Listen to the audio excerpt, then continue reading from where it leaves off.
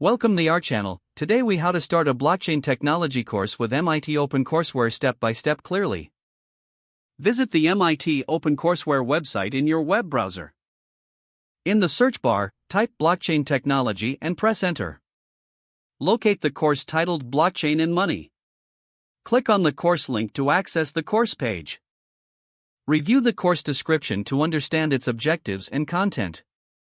Scroll down to find the list of course materials and resources. Download or view the lecture notes provided for each session. Look for supplemental readings and resources linked on the course page. Consider joining the discussion forums or study groups related to the course. Set a study schedule that aligns with your personal availability. Begin your first lecture by watching the introductory video. Take notes on key concepts and terminology introduced in the lecture.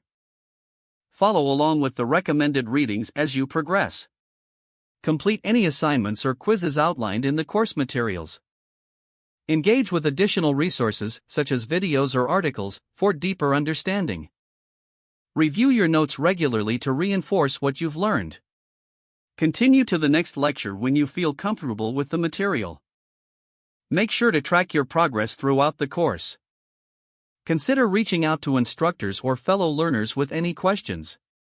Stay motivated by reminding yourself of what you hope to achieve through this course.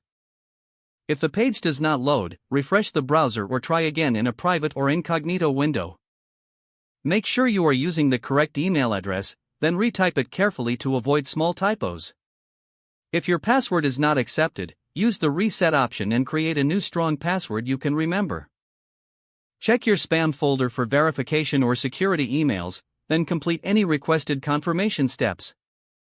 Enable two-factor authentication if available to improve account security and reduce unauthorized access risk.